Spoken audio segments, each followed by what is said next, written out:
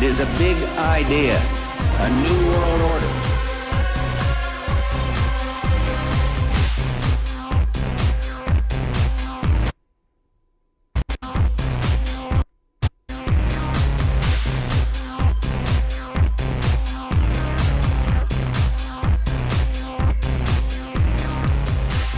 Your world is not what it seems. Alex answering. Outside the box. Grab your seats and hold on tight. Tonight's live broadcast contains critical information on what's going down in P-Town. I'm Alex Answer, your host, coming to you live November 28th, 2010. Author and radio host Andre Eglishon is going to be with us shortly from his home in Fort Lauderdale, Florida, to discuss the harsh reality of the U.S. economy and, of course, the future. But first, before we get into the top story, what's actually going on in Portland with this alleged FBI foiling of some terror plot, before we get into that, we're going to show you now in just a moment, Bill, with tracks 1 and 2, some government-approved propaganda brought to you by your very own local mainstream media news outlets. Let's start this track. We're very short on time tonight with a 1-hour broadcast. We'll start this track and come back and get into the reality of what's going on. Targets of somebody bent on violent jihad. Jim Foreman is in the Rose City with reaction from the mayor and more. He reports tonight from Pioneer Courthouse Square. Good evening, Alan. You know, they call this Portland's living room, home to the city's big civic events, like last night when 10,000 people packed in here to usher in the holidays. It would be a perfect target for a would-be bomber. Today, Portland's Pioneer Courthouse Square was alive with the sounds of the holidays and full of shoppers. It was here federal prosecutors allege Mohammed Osman Mohammed wanted to detonate his car bomb during Friday evening's Christmas tree lighting ceremony. Portland's mayor tried to reassure the public and offered high praise for law enforcement. This individual was really going to try to carry out, mass destruction in Portland. So I'm really pleased that they were as patient, they were as persistent, they were as smart as they were in this investigation. According to court records, Mohammed said he had been interested in jihad since he was an early teen, even writing for a jihadist website under an assumed name. He went to Westview High School in the Portland suburb of Beaverton, where classmates recall he once gave a presentation on how to make an explosive device. While the details of the plot are shocking enough, even more stunning to Portland's residents is that it happened here. That's really scary. Oh, okay. That's good. Well, at least they caught him. Sir, can I share with you our message of peace? At Pioneer Courthouse Square today, the local Muslim community handed out what they called peace flyers. Leaders were quick to distance themselves from Mohammed and the alleged bomb plot. We condemn terrorism wholeheartedly, and we believe there's no room for violence in Islam, and that we actively need to start taking a stance for peace. Friends say Mohammed was outgoing, certainly not a loner, and they add he had joked about being a terrorist. They didn't think anything of that until now. In Portland, Jim Foreman, King 5 News. Terrorism arrest involving a bomb plot to maintain my composure tree lighting ceremony as I report on this Square. very important story. Standing by live at Pioneer Courthouse Several years ago, details that can really only Top Off 4 came to Portland, Oregon in 2007. This is the folder that I've been hanging on to for several years. Most of you already know about Top Off 4. I attended it. I attended the exercise in 2007. As an independent member of the press, I was the only independent, non-corporate individual in attendance for this particular event. And it's a drill. It is an exercise in how Portland will respond to a suspected Al-Qaeda attack. But in reality, when you're looking at drills like this, there's a lot of very interesting pieces of information in it, and I urge you to Google Top Off 4 if you have never heard of this exercise, and I have several hours that I've uploaded onto Google documenting this exercise, the control of who comes in and out of the city, quarantine zones, bizarre parts of the exercise where Kulingoski dies in the exercise, so Homeland Security, the federal government, responds, a joint response that's straight up coming out of Washington, D.C. In 2008, we saw the MH6 Little Birds swarm downtown Portland, and there are still sightings of these black helicopters. The question is, what is Portland, Oregon being prepped for in light of all of this information that we have?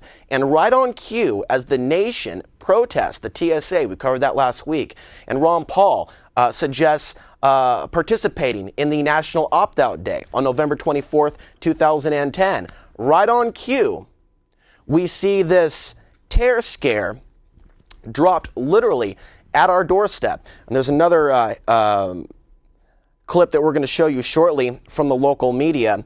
But this is a very serious situation. I have gone to City Hall several months ago, in April 2010, and spoke before City Council in Portland, Oregon, expressing my concern at the millions of dollars Portland, Oregon is accepting from the federal government for security to protect us from terrorism, Al-Qaeda. I also expressed other concerns about these drills and, of course, the helicopter flyovers of Portland, Oregon, and it appears our city is being prepped for some sort of event, and we are seeing what appears to be a staged terror stunt when you look at the details surrounding the story, which is what we're going to do beginning at this time. FBI thwarts their own car bomb in Portland, Oregon. The United States Federal Bureau of Investigation, FBI, claims to have thwarted their own car bomb Friday, November 26, 2010, at a Christmas tree lighting ceremony in Portland, Oregon's Pioneer Courthouse Square.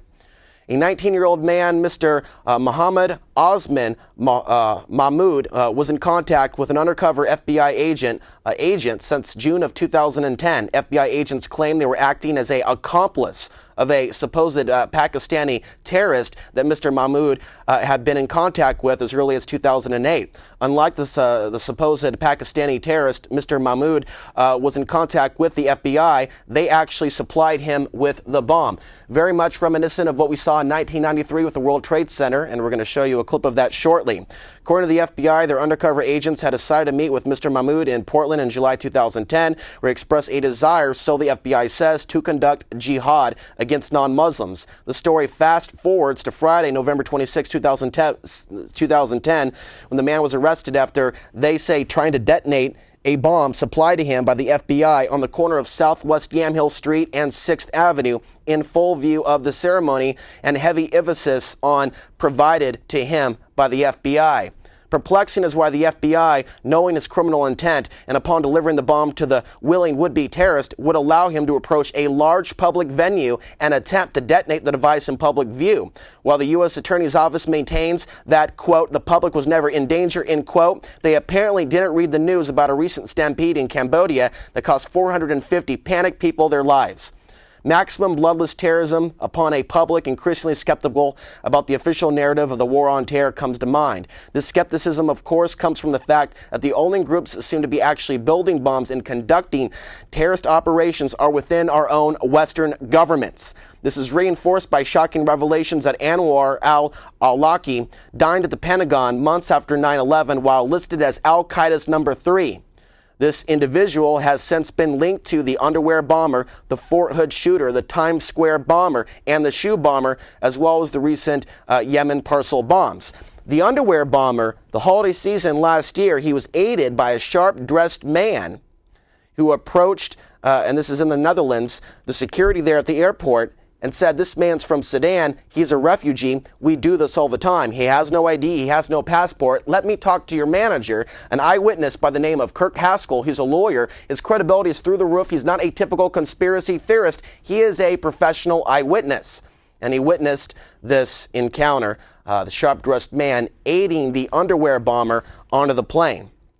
Parallels between Portland's staged terror stunt can be seen with a very similar FBI operation that went wrong on February 26, 1993 at New York City's World Trade Center. The FBI was also in contact with willing terrorists whom they assisted in building an inert bomb. And explicitly, the FBI agents switched the inert explosives with a real device, which was then delivered to the World Trade Center and detonated, killing 6 and injuring over 1,000 people. These revelations were made public after FBI informant, former Egyptian Army officer Imad Salam, revealed recordings he made of his conversations with the FBI agents. He became suspicious of their motives, and feared for his own safety upon realizing real explosives were used. The recordings were published by the New York Times. And Bill, Let's go ahead and go to track number 3. We'll go back to 2 momentarily, but let's cover Dan Rather, his report in 1993 on this situation. Last winter, the FBI was praised for its speed in cracking the case of the World Trade Center bombing and bringing 4 suspects to trial. Now, there is some evidence that the FBI may have known of the plot in advance through an informant and might even have stopped the bombing that killed 6 people. Correspondent Jacqueline Adams has the story. This is almost verbatim what you're hearing from local mainstream media affiliates. February's deadly explosion at New York's World Trade Center.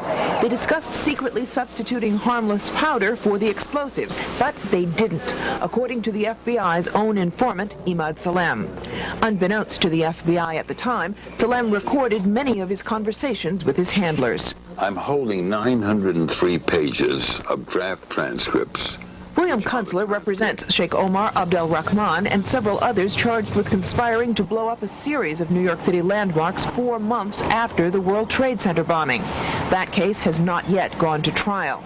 Kunstler confirmed newspaper reports of the Salem transcripts. In one, Salem complains to an FBI agent, "Since the bomb went off, I feel terrible. I feel bad. I feel here is people who don't listen." The agent replies, "Hey, I mean, it wasn't like you didn't try and I didn't try. You can't force people to do the right thing." There is material in here to show gross governmental misconduct. Today, attorneys for the defendants in the ongoing World Trade Center bombing case formally asked for the transcripts of Salem's tapes. Quite frankly, beyond me, why now, the 4th week into the trial, we still don't have these materials. Prosecutors have refused to comment publicly, but legal experts say the defense may have no right to those transcripts. It's not a defense to a crime to say, if only the government had stopped me, I wouldn't have done it. So this isn't material that ordinarily the defense would be entitled to. All right, let's return. Today, a witness from the Ford Motor Company linked debris recovered from the explosion. Now, going back to the story in Portland, the Justice Department states that FBI agents constructed and detonated a real device with this man on November 4th, 2010, in a run-up to the actual event. And this took place in Lincoln County, Oregon, where a bomb concealed in a backpack was detonated as a trial run for the upcoming Christmas tree attack. The FBI eagerly assisted their clueless Mark when he decided to shoot a video explaining his half-witted act.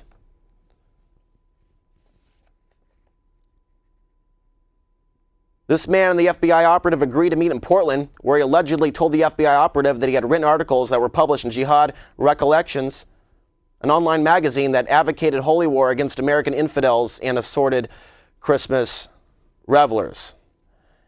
His mentally disturbed fantasy fueled by the FBI is reminiscent of the Christmas Day non-bombing, where the government claims that there is a existence to a plot to take down an airliner over Detroit in a spectacular fashion by igniting his underwear. The same man that boarded the plane, we just mentioned this, without a passport, he did so with the aid of a sharp-dressed man, as seen by eyewitness Kurt Haskell. According to the FBI affidavit, Mahmoud's absurd bomb plot began in August 2009 when he contacted by email an unknown associate overseas said to be involved in terrorist activities. In December 2009, while the mysterious associate was in the frontier province of Pakistan, Mahmoud and his associate discussed the possibility of Mahmoud traveling to Pakistan to participate in violent jihad. Pakistan's intelligence service, the ISI, is notorious for creating and running jihad terrorist groups under the supervision of the CIA. And it goes on, and we are short on time, but this is what you need to hear at this point. Mayor Adams believes the official story, and it's coming out now. Portland Mayor Sam Adams, we have a graphic of this. Police Chief Mike Reese discussed return to Joint Terrorism Task Force. Former Mayor Tom Potter pulled Portland, Oregon out of this federal Joint Terrorism Task Force.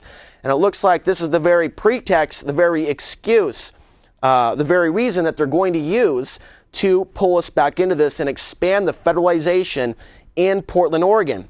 Next to this headline, fire set at mosque where terror suspect worshipped, Oregon's tolerance of Muslims being tested by alleged car bomb plot.